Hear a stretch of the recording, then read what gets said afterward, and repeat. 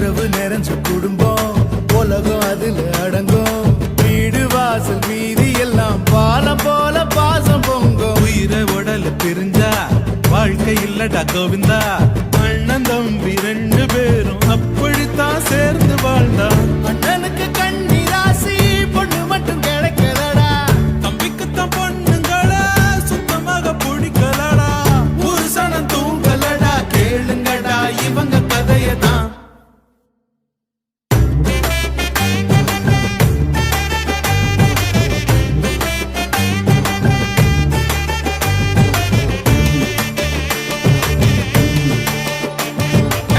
கொங்கு நாட்டு தென்ப